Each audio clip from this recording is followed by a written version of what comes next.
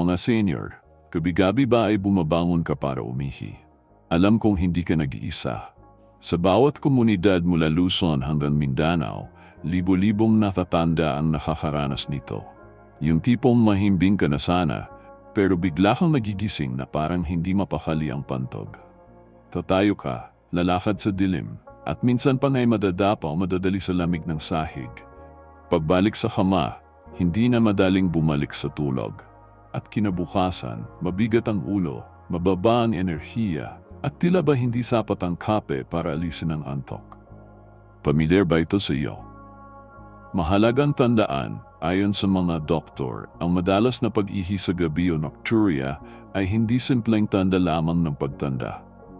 Ito ay maaring senyales na ang katawan ay naghanap ng balanse sa hormones, sa pantog, at sa panunaw. Pero bago tayo magpatuloy, isang paalala. Ang lahat ng marinig mo rito ay para sa dagdag na kaalaman lamang. Ang apple cider vinegar o anumang natural na lunas ay hindi gamot at hindi kapalit na medical na payo. Kung ikaw ay may diabetes, iniinom na gamot o kondisyon sa tiyan, huwag kang mag-atubiling kumonsulta muna sa iyong doktor bago sumubok ng bagong ritual. Ngayon, gusto kong marinig mula sa iyo. Ilagay sa komento kung ilang beses kang bumabangon sa gabi para umihi. 1, 2, 3 o higit pa. Tingnan natin kung ilan sa atin ang may parehong karanasan. Ang pagsagot mo sa baba ay hindi lang simpleng komento. Isa itong paraan para makita ng ibang senior na hindi sila nag-iisa sa laban na ito. At habang nakikita mong may kapareho ka, mas mararamdaman mong may kasama ka sa paglalakbay na ito. Alam kong minsan nakakabahala at nakakapagod ang mga ganitong gabi. Pero huwag kang mawawala ng pag-asa. Dahil sa loob ng ilang minuto, ipapakita ko sa iyo ang isang simpleng ritual bago matulog. Isang baso ng maligamgam na tubig na may apple cider vinegar na maaring makatulong para mas humaba ang iyong tulog, mas kumaan ang iyong tiyan at mas luminaw ang iyong umaga. Oo, tama ang narinig mo. Isang maliit na bote na madalas nakatago lang sa kusina, pwedeng maging tahimik mong kaalyado laban sa mga gabing putol-putol at nakakapagod. Ngunit narito ang mahalaga. Huwag mong skip ang huling bahagi ng video na ito. Dahil doon ko ibabahagi ang tamang paraan, tamang sukat, at tamang oras ng pag-inom ng apple cider vinegar bago matulog. Kapag mali ang pag-inom, imbes na ginhawa, pwedeng maging abala palalo. Marami ng senior ang nagkamali rito, uminom ng sobra o ininom ng mali ang oras, at imbes na tahimik na gabi, heartburn at kabag ang nakuha. Ayokong maranasan mo yon. Kaya manatili hanggang dulo para matutunan ang eksaktong hakbang at para maiwasan ang mga pagkakamali na iyon. Habang nanonood ka, isipin mong hindi ka lamang tumatanggap na impormasyon. Isa itong paglalakbay kung saan libu-libong seniors dito sa ating bansa ay unti-unting natututo ng mga simpleng paraan para mapabuti ang kanilang gabi. Ang bawat minuto ng panonood mo ay hakbang patungo sa mas payapang tulog. At ang pinakamagandang bahagi, sa dulo ng video may hamon akong ibibigay, isang simpleng challenge na pwedeng baguhin ang gabi mo sa loob lang ng 7 araw. Mga senior, ang gabing tahimik at umagang maliwanag ay hindi pa huli para sa iyo. Pero kailangan mong malaman ang tamang paraan. Kaya huwag kang alis, dahil ang susunod na bahagi ay magpapakita kung bakit ang nocturia ay hindi mo dapat paliwalain at paano natin unti-unting mababago ang iyong gabi. Unang bahagi. Ano ang nocturia? Mga senior, kapag pinag-usapan natin ang kalusugan sa gabi, isang reklamo na halos lahat ay nakakaranas. Ang madalas na pag-ihi sa 10 oras ng gabi. Tinatawag itong nocturia at para sa marami sa atin, naging normal na bahagi na ng pagtanda. Pero ang tanong, talaga bang normal lang ito o babala ng katawan na may kailangang baguhin? Kapag ang tulog ay paulit-ulit na napuputol dahil kailangan mong bumangon at pumunta sa banyo, hindi lang basta abala ito.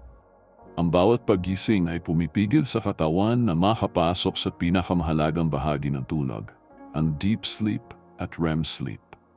Dito sa mga yugto ng tulog, Nagre-repair ang utak, nag-iimbak ng alaala, at muling bumabalik ang enerhiya.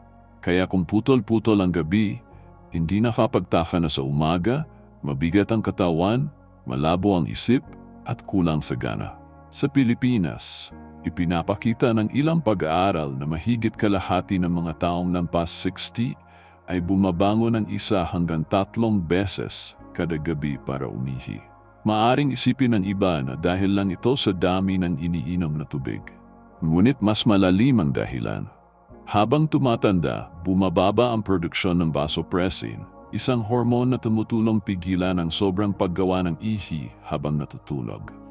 Kasabay nito, nagiging mas sensitibo ang pantog, kaya kahit kaunting laman lang ay agad nagpapadala ng signal sa utak na gumising. Dagdag pa rito ang mga nakasanayang gawi sa gabi. Isang tasa ng kape pagkatapos maghapunan, isang mangkok ng sabaw bago matulog, o kaya mainit na gatas. Ang mga simpleng ritual na ito, kapag hindi napansin, ay nakakadagdag ng pressure sa pantog at nagiging dahilan para magising ng paulit-ulit. Isipin mo, kung gabi-gabi ay 2 beses kang bumabangon, ibig sabihin sa loob ng 1 linggo ay 14 na beses kang naglalakad sa dilim imbes na mahimbing ang tulog. At sa loob ng 1 buwan, higit 60 beses. Hindi nakapagtataka kung bakit maraming senior ang nagsasabing pakiramdam nila ay laging pagod kahit anong oras ng araw. Ngunit heto ang magandang balita. Hindi ibig sabihin na dahil tumatanda tayo, kailangan na nating tanggapin ito habang buhay. Ang nocturia ay mga paraan upang maibsan.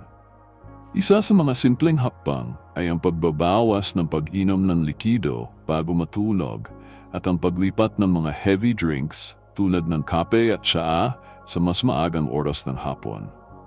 At gaya ng matututunan mo sa video na ito, may mga natural na kasangkapan tulad ng apple cider vinegar na pwedeng makatulong na maging mas tahimik ang iyong gabi. Pero bago tayo pumunta roon, gusto ko munang linawin. Ang madalas na pag-ihi sa gabi ay maaring sintomas din ng mas seryosong kondisyon tulad ng diabetes o sakit sa prostate para sa mga kalalakihan. Kaya't huwag mong ipagwalang bahala. Kung bigla itong lumala o may kasamang ibang sintomas, kumonsulta agad sa doktor. Ang ating layunin dito ay dagdag kaalaman at natural na suporta, hindi kapalit ng medikal na lunas. Mga senior, kung nakikita mo ang sarili mo sa mga sitwasyong ito, huwag kang mawawala ng pag-asa. Dahil sa mga susunod na bahagi ng video, ipapakita ko sa iyo ang isang simpleng ritual bago matulog na maaring maging kaalyado mo laban sa nocturia. At tandaan, kung helpful ang nakukuha mong impormasyon na yon, huwag kalimutang i-subscribe ang channel na ito para mas marami ka pang matutunang tips para sa iyong kalusugan. Ikalawang bahagi, apple cider vinegar at pagtulog. Mga senior, marami sa atin ang iniisip na kapag tumatanda, normal na lang ang mapuyat o laging nagigising sa kalagitnaan ng gabi. Pero hindi ito basta tinatawag na parte ng edad. May mga paraan upang maibsan ang ganitong karanasan. At isa sa mga simpleng paraan ay ang paggamit ng apple cider vinegar bago matulog. Ano ba talaga ang laman ng maliit na buting ito? Ang apple cider vinegar ay galing sa fermented na mansanas at naglalaman ng acetic acid. Ang sangkap na ito ay may kakayahang tulungan ang ating katawan sa 3 pangunahing paraan. Una, nakakatulong itong pabagalin ang mabilis na pagtaas ng blood sugar. Ikalawa, sinusuportahan nito ang panunaw upang mas madali ang paggalaw ng pagkain sa tiyan. At ikatlo, may natural itong antibacterial properties na nakatutulong sa balanse ng ating bituka. Sa madaling salita, hindi lang ito basta suka. Maaari itong maging katuwang para sa mas payapang gabi. Isipin natin ang karanasan ni Mang Rogelio, isang 70 taong gulang na dating karpintero mula sa Bulacan. Araw-araw siyang napapagod dahil gabi-gabi ay 3 beses siyang bumabangon upang umihi. Sabi niya, parang wala nang tuloy-tuloy na tulog, kada 2 oras gising ako. Minsan ay nahihirapan na siyang maglakad sa dilim at kinakabahan na baka madapa. Ang bawat umaga ay nagsisimula sa antok at sakit ng katawan, at kahit simpleng pagpunta sa palengke ay mabigat para sa kanya. Isang araw, sinubukan niya ang payo ng apo niya. Isang baso ng maligamgam na tubig na may halong isang kutsara ng apple cider vinegar. Iniinom 30 hanggang 45 minuto bago matulog. Sa una, hindi siya sigurado. Baka daw wala ring epekto, gaya ng ibang remedyo na nasubukan niya. Ngunit sa ikalawang gabi, napansin niyang isang beses na lang siyang bumangon. Pagdating ng ikatlong gabi, nakatulog siya ng mahaba at nagising na mas magaan ang pakiramdam. Paglipas ng isang linggo, sinabi niyang mas malinaw ang kanyang umaga. Mas may gana siyang kumilos at hindi na ganoon kabigat ang katawan. Mahalagang tandaan, ang kanyang karanasan ay hindi milagro. Hindi ibig sabihin na uminom ka lang ng apple cider vinegar ay agad mawawala ang lahat ng problema. Ang sikreto ay nasa tamang paggamit. Kung sobra ang dami, maaari itong madulot ng heartburn o pananakit ng tiyan. Kung inumin ka agad pagkatapos ng mabigat na hapunan, pwede ring lumala ang kabag. Kaya mahalagang alamin ang eksaktong oras at tamang sukat na tatalakayin natin sa susunod na bahagi. Ngunit bakit nga ba nakatulong ito? Ang acetic acid sa apple cider vinegar ay nakakaapekto sa kung paano pinoproseso ng katawan ang glucose. Para sa mga senior na madalas gumising dahil sa biglang pagbagsak ng blood sugar, ang ACV ay maaaring magbigay ng mas pantay na antas ng asukal habang natutulog. Dagdag pa, nakakatulong din itong pasiglahin ang produksyon ng enzyme sa tiyan na nagpapabilis sa panunaw. Sa ganitong paraan, mas konting pressure sa pantog at mas konting senyales na gumising ka sa gabi. Isang mahalagang paalala din, mga senior, hindi ito kapalit ng gamot. Kung may diabetes, high blood pressure o iniinom na maintenance, laging magpatingin muna sa doktor bago subukan. Tandaan na bawat katawan ay iba at kung ano ang gumana kay Mang Rogelio ay maaring iba ang epekto sa iyo. Ngayon, kung iniisip mo kung paano eksaktong gagamitin ang apple cider vinegar, manatili dahil yon ang pag-uusapan natin sa ikatlong bahagi. Ipapakita ko sa iyo ang step-by-step kung paano ihahanda, anong oras ang tama, at kung paano maiwasan ang mga karaniwang pagkakamali. Ito ang susi para masulit ang benepisyo ng ritual na ito at makaiwas sa mga posibleng abala. Mga senior, ang mensahe dito ay simple. May mga natural na paraan na maaring magbigay ginhawa sa gabi. Ang apple cider vinegar ay isa lamang sa mga ito. At kapag ginamit ng maingat, maaari itong maging kaalyado sa mas mahimbing na pagtulog at mas maliwanag na umaga. Kaya huwag kang aalis dahil ang susunod na bahagi ay magbibigay sa iyo ng praktikal na gabay kung paano ito gawin ng tama. Ikatlong bahagi, tamang paraan ng paggamit. Mga senior, ngayon naman ay tutulukan natin ang pinakamahalagang bahagi. Paano ba eksaktong gagamitin ang apple cider vinegar bago matulog? Dahil kahit ang galing ng isang natural na remedyo, kung mali ang paraan ng paggamit, pwedeng wala itong epekto o mas masama, pwedeng magdulot pa ito ng discomfort. Unang-una, ang tamang sukat. Huwag sobra at huwag din kulang. 1 hanggang 2 kutsara ng apple cider vinegar lang ang sapat para sa isang baso ng maligamgam na tubig. Kapag sobra ang dami, pwedeng makairita sa lalamunan at tiyan. Kapag kulang naman, baka hindi maramdaman ang benepisyo. Kaya't manatili sa ligtas na sukatan. Ikalawa, ang tamang oras. Ang pinakamainam ay uminom nito mga 30 hanggang 60 minuto bago matulog. Bakit? Dahil nagbibigay ito ng sapat na oras sa katawan upang maproseso ang suka ng hindi pinipilit ang tiyan habang ikaw ay humihiga. Kapag ininom ka agad pagkatapos ng mabigat na hapunan, pwedeng lumala ang kabag o heartburn. Kapag naman masyadong maaga, baka maubos agad ang epekto bago ka pa makatulog na mahimbing. Ikatlo, ang tamang paghahanda. Lagi itong ihahalo sa tubig. Huwag na huwag inumin ng diretso ang apple cider vinegar. Ang acidity nito ay kayang makasira ng enamel ng ngipin at makairita sa lining ng tiyan. Kaya't siguraduhin laging may sapat na tubig na kasama. Para mas maingat, pwede ring gumamit ng straw o pipet para hindi dumikit ang suka sa ngipin. Pagkatapos uminom, mainam na banlawan ang bibig ng malinis na tubig. Ika-4, pwede mo ring lagyan ng isang kutsarita ng pulot kung hindi mo matiis ang asim. Maraming senior ang nagsasabing mas nagiging kalmado at masarap ang lasa kapag may kaunting tamis mula sa pulot. At dahil natural din ito, nagdadagdag pa ng kaunting ginhawa sa gabi. Ngayon, bakit pa mahalaga ang tamang paraan? Isipin natin ang karanasan ng ilang seniors na nagkamali. May mga uminom ng 3 o 4 na kutsara agad. Umaasan mas mabilis ang epekto.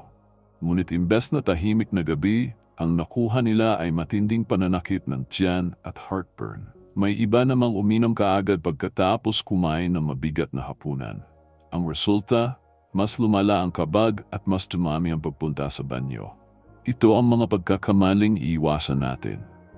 Mga senior, tandaan, ang apple cider vinegar ay hindi milagro. Ito ay kasangkapan lamang na kapag ginamit ng tama, pwedeng magbigay ng makabuluhang tulong. Ngunit kung mali ang paggamit, nagiging kabaligtaran ang epekto.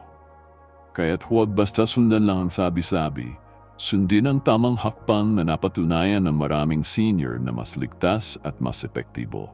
At kung ikaw ay may iniinom na gamot o may kondisyon tulad ng ulcer, diabetes o problema sa puso, laging kumonsulta muna sa doktor bago sumubok. Ang kaligtasan mo ay higit na mahalaga kaysa anumang ritual. Sa susunod na bahagi, tatalakayin natin ang mga pangunahing benepisyo na maaari mong makuha mula sa simpleng ritual na ito, mula sa mas kaunting pagising sa gabi hanggang sa mas maliwanag na umaga. Kaya manatili at tuklasin kung paano pwedeng magbago ang iyong gabi sa isang basong may halong apple cider vinegar. Ika-4 na bahagi, mga pangunahing benepisyo. Mga senior, alam ko ang tanong ninyo ngayon ay simple. Kung inumin ko ang apple cider vinegar bago matulog, ano ba talaga ang mararamdaman kong pagbabago? Ang sagot ay nasa ilang pangunahing benepisyo na maaaring maranasan ng maraming senior kapag ginawa ito ng tama. Una, mas kaunting pagising sa banyo sa gabi. Dahil sa kayahan ng apple cider vinegar na balansehin ang blood sugar at suportahan ang tamang panunaw, mas mababawasan ang pressure sa pantog. Ang resulta, mas konting signal sa utak na gumising para umihi. Kapag mas mahaba ang tulog, mas masarap ang gising sa umaga. Ikalawa, mas magaan ang tiyan bago matulog. Maraming senior ang nagrereklamo ng kabag at bigat ng tiyan tuwing gabi, lalo na kung medyo mabigat ang hapunan. Ang simpleng halo ng apple cider vinegar at tubig ay tumutulong pasiglahin ang enzymes sa tiyan, kaya mas mabilis natutunaw ang pagkain. Sa halip na hirap makatulog dahil sa discomfort, nagiging kalmado ang pakiramdam. Ikatlo, mas malinaw at mas masigla ang umaga. Kapag hindi putol-putol ang tulog, ang katawan ay nakakapag-recharge ng buo. Ang mga cells ay nakakalikha ng sapat na enerhiya. Kaya mas magaan ang katawan at mas malinaw ang isipan pagkagising. Maraming seniors ang nagbabahagi na kahit hindi nadagdagan ang oras ng kanilang tulog, mas ramdam nila ang sigla dahil naging mas tuloy-tuloy ang kanilang pahinga. Ika-4, suporta sa blood sugar.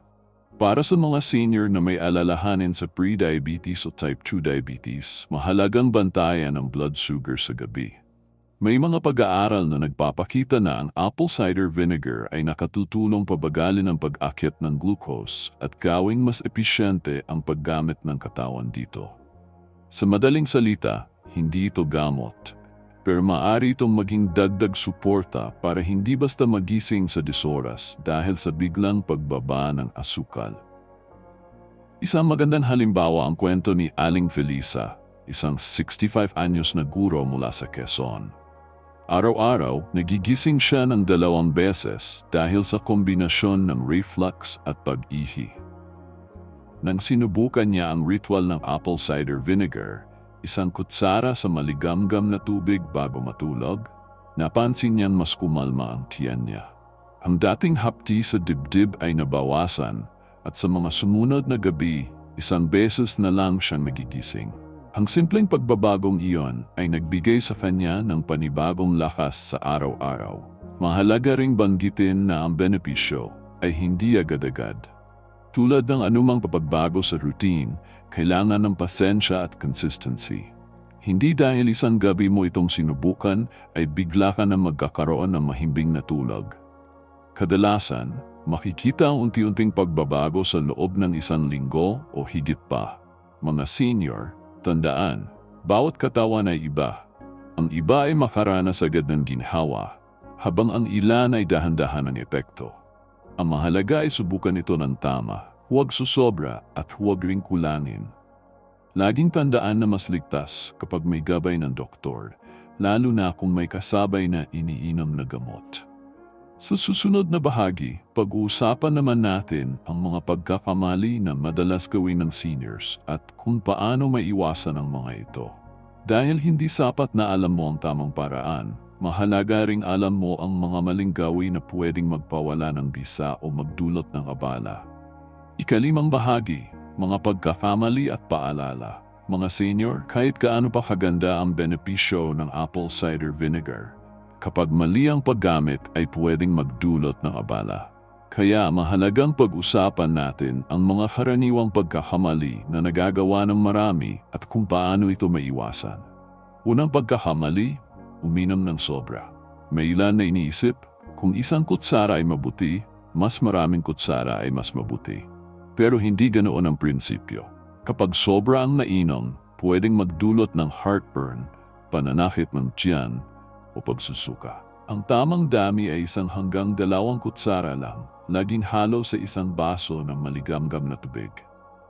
Ikalawang pagkakamali, pag-inom kaagad pagkatapos ng mabigat na hapunan. Kapag busog na busog ang tiyan at uminom ng ACV agad, hindi na makakatulong sa panunaw at kabagpa ang pwedeng lumala. Ang mas mainam ay maghintay ng 30 hanggang 60 minuto pagkatapos kumain bago inumin ang timplada. Sa ganitong paraan, nagagawa ng katawan ang trabaho nito nang hindi binibigla. Ikatlong pagkakamali, hindi hinahalo sa tubig. May mga seniors na uminom ng diretso dahil sa pagmamadali o maling payo. Tandaan, ang apple cider vinegar ay acidic. Kapag diretso itong nainom, pwedeng makasira ng ngipin at magdulot ng iritasyon sa lalamunan at tiyan. Kaya't siguraduhin na laging may kasamang tubig at pagkatapos ay banlawan ng bibig. Ika-4, ginagamit bilang kapalit ng gamot. May ilan na iniwan ang kanilang maintenance para sa diabetes o high blood pressure dahil umasa sa ACV. Delikado ito.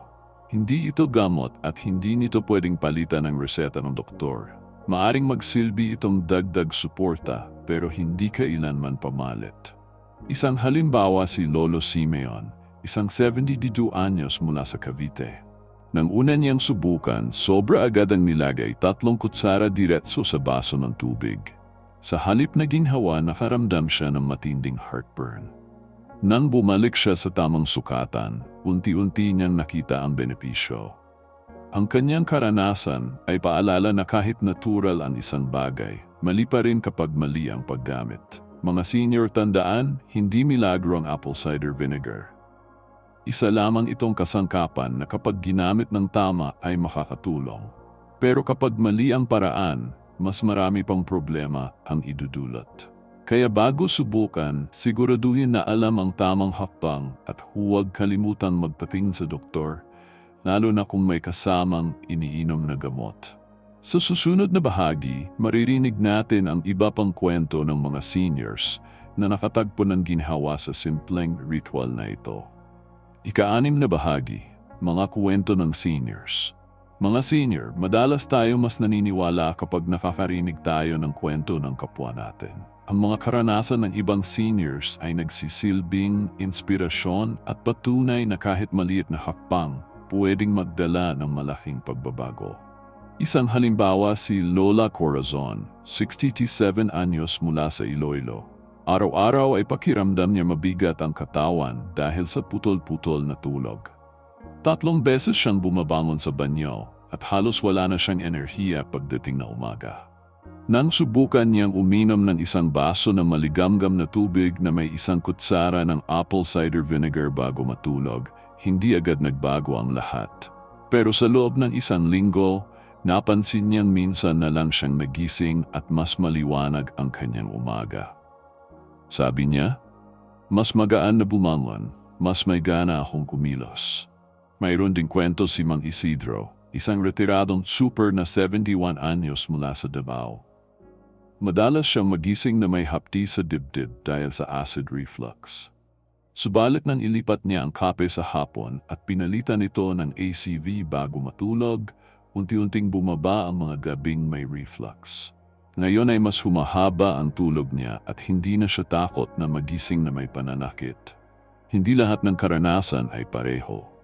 Si Aling Rosita, 64 anyos mula sa Pampanga, ay nakaramdam ng iritasyon ng sobra ang kanyang nilagay sa baso. Ngunit nang sundin niya ang tamang sukat oras, naging mas maayos ang kanyang pagtulog. Ang kanyang aral, hindi kailangan madaliin at hindi kailangan sobra. Mga senior, ang mga kwento nila ay nagsisilbing paalala na posible rin sa iyo ang pagbabago. Hindi ito nangangako ng himala, pero sa tamang paraan, maaring bumaba ang bilang ng paggising sa gabi at mas gumaan ang katawan. Ang bawat gabi na may mas tahimik na tulog ay dagdag na lakas at sigla sa susunod na araw. Sa susunod na bahagi, bibigyan kita ng isang simpleng hamon, isang 7-day challenge na makakatulong subukan mo mismo ang ritual na ito at maranasan ang ginhawa. 7-day challenge. Mga senior, alam kong marami sa inyo ang nagtataka. Talaga bang kaya nitong baguhin ang gabi ko? Kaya narito ang isang simpleng hamon. Subukan ninyo ang apple cider vinegar sa loob ng 7 magkasunod na gabi. Isang kutsara lang na hinalo sa isang baso ng maligamgam na tubig. Iniim 30 hanggang 60 minuto bago matulog. Walang sobra, walang kulang, tamang sukat lamang. Habang ginagawa mo ito, pansinin ang pagbabago. Ilang beses ka pa ring nagigising, mas magaan ba ang pakiramdam ng tiyan? Mas malinaw ba ang iyong umaga?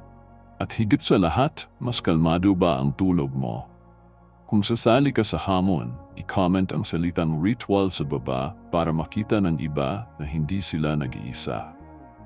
Kapag nakita mong marami ring kasali, mas madali kang magpapatuloy dahil alam mong kasama ka sa isang komunidad na may parehong layunin.